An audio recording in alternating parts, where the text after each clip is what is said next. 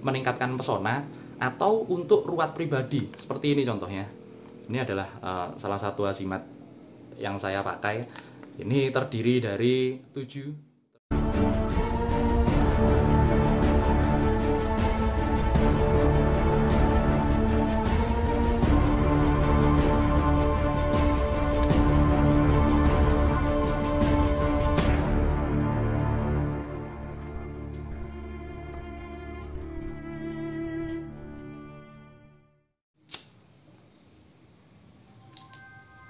Selamat datang kembali kawan-kawan dari dunia lain.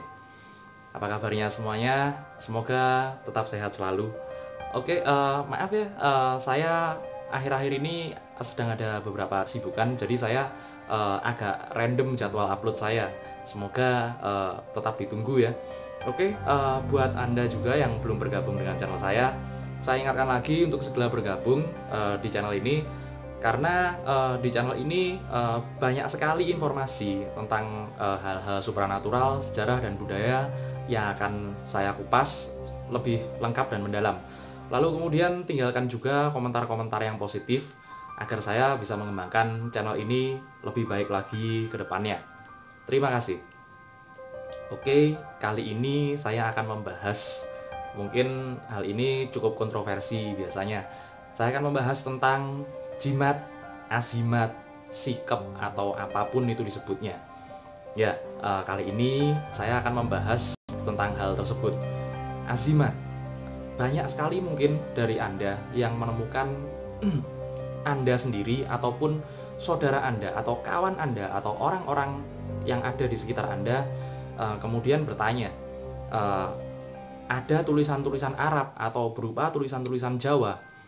Ini apa? Ini berupa apa? Biasanya berupa peninggalan atau diberi oleh kiainya atau diberi oleh gurunya dan lain sebagainya. Bahkan beberapa ditempelkan di tembok rumah atau ditempelkan di depan rumah atau di tempat-tempat tertentu. Nah, sebenarnya jimat itu fungsinya apa? Dan kemudian karena kan jimat ini banyak sekali kontroversinya ya. Ada yang bilang segala jimat, tamimah, dan kemudian seperti itu, rajahan-rajahan seperti itu tidak boleh mendekati syirik, musyrik, dan lain sebagainya. Saya akan jelaskan secara lengkap di sini ya, sepengetahuan saya. Mohon nanti ditambahkan jika Anda mempunyai pengetahuan lain. Oke, kita ini dulu, kita mulai dari awal mulanya dahulu tentang rajahan. Nah, rajahan itu definisinya apa? Rajahan itu definisinya adalah kumpulan dari huruf, bahkan kemudian angka atau simbol atau gambar-gambar tertentu yang hanya dimengerti oleh pembuatnya, biasanya dimengerti oleh ahli hikmah. Dan isinya bukan sembarangan, isinya adalah isi yang sangat mendalam, karena bisa saja di balik angka-angka itu terletak kalimat yang sangat rahasia sekali, yang tidak sembarang orang mengetahuinya. Dan kemudian ada pula simbol-simbol tertentu. Simbol-simbol ini diambil dari mana?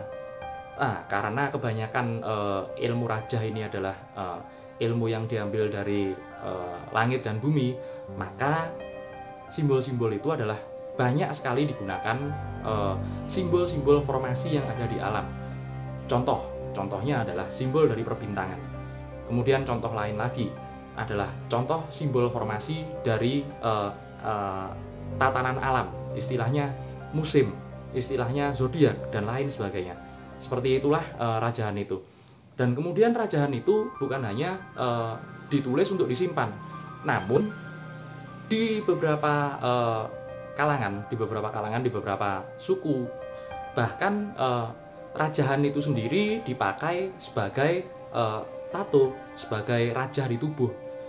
Dan itu juga memiliki arti yang sangat spiritual sekali, menggambarkan tentang spiritualisme.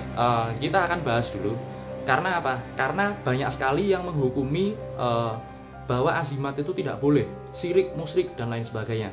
Saya akan berikan satu dasar di mana saya bisa membenarkan bahwa pemakaian atau pembuatannya dan lain sebagainya Di mana itu? Di mana itu?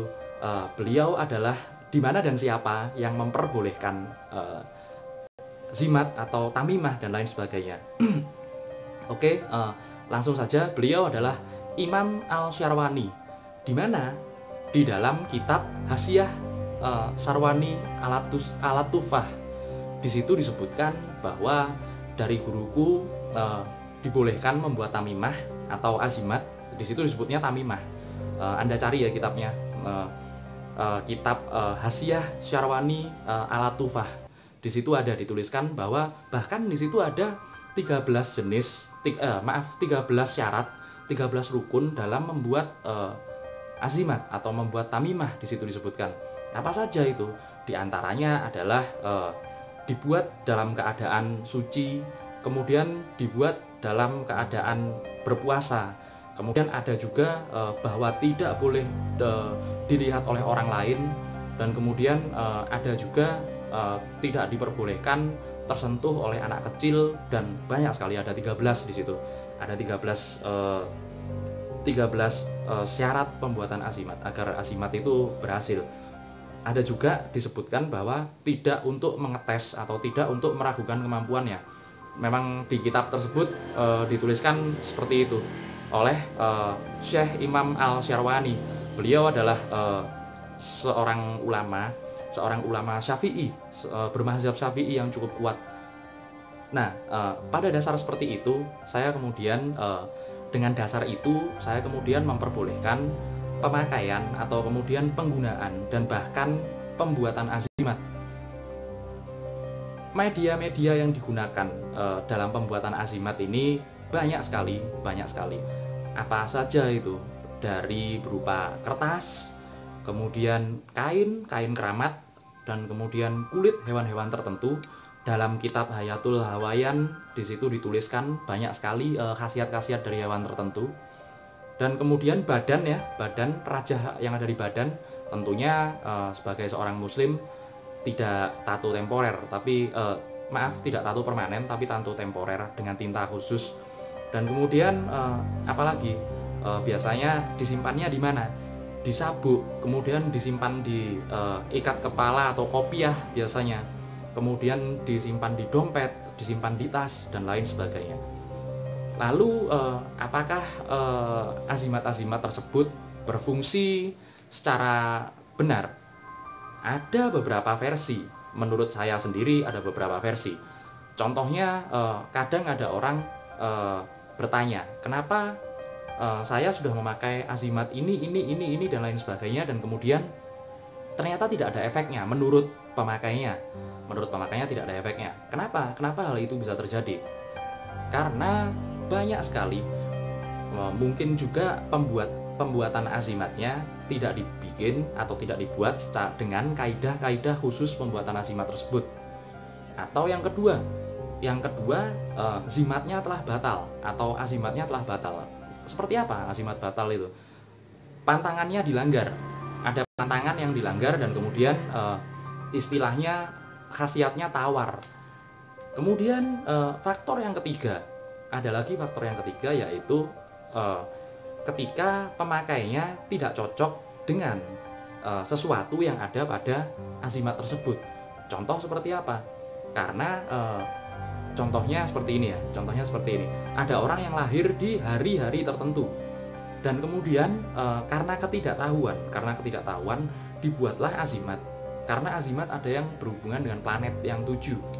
Planet yang 7 itu apa saja? Ya, yang mendasari hari-hari ini. Nanti akan saya bahas di kesempatan berikutnya, mulai dari Syams, hari Minggu, kemudian Isnain atau Senin, yaitu Qamar, Selasa atau Salasa ketiga, yaitu ada Marik, ya di situ.